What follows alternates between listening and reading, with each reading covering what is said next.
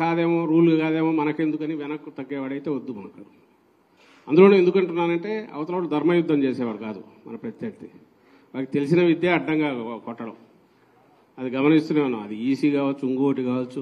వాళ్ళు ఒకసారి అనుకుంటే ఎట్లా కొడుతూ పోతుంటారు అనేది వాళ్ళ మనం కంటిన్యూస్ ఫేస్ చేస్తున్నాం. మాకంటే ఫీల్డ్లో మీరు ఎక్కువ ఫేస్ చేస్తుంటారు కాబట్టి దయచేసి ప్రతిదీ మా టార్గెట్ మనది ఇది అనే దృష్టిలో పెట్టుకుని దానికి తగినట్టు తెలుసుకోండి.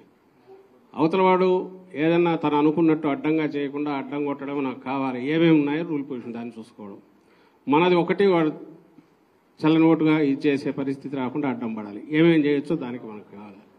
ఇదే మనకు అంతే తప్ప రూల్ అట్లుంది కాబట్టి దాని ప్రకారం మనం పోదాం అనడానికి మనం కూర్చోాలి. సో మనకు అనుకూలంగా అవతలోడు ఆటలు సాకుండా చేసేటట్టు ఆ రూల్ని ఎట్లా ఇది చేసుకోవాలి, అవసరమైతే దాని వరకు ఎంతవరకు ఫైట్ చేయాలి అనేది మనం నేర్చుకుందాం. ఇప్పుడు డిస్కషన్లో నేను ఎక్కువ దీని మీద పోను. మేము కూడా ఈ మధ్యనే మనం దాన్ని చూస్తున్నాం. ఇంకా తెలియని విలువ చాలా ఉన్నాయి తెలుసుకోవాల్సినవి. మాకంటే కూడా మీకే ఎక్కువ తెలుసు కాబట్టి మీ సలహాలు ఇవ్వండి. ఈయన అనుభవజ్ఞుడైన రిటైర్డ్ అధికారి, ఆయన కూడా చెప్తాడు. తర్వాత కూడా మిగిలిన అందరూ కూడా ఇప్పుడు కాదు రేపు ఎల్లుండి కూడా ఇక్కడే ఉంటారు ఆయన.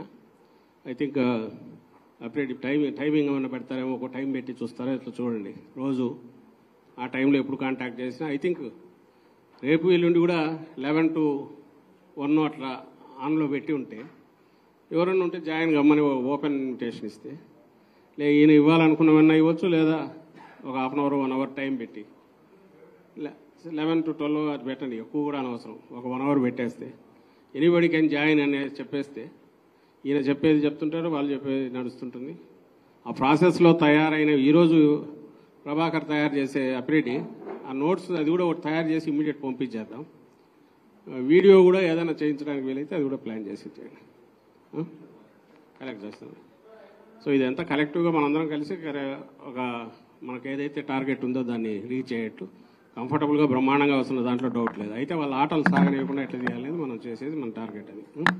మళ్ళీ అధికారంలోకి వస్తున్నాం, బ్రహ్మాండంగా వస్తున్నాం.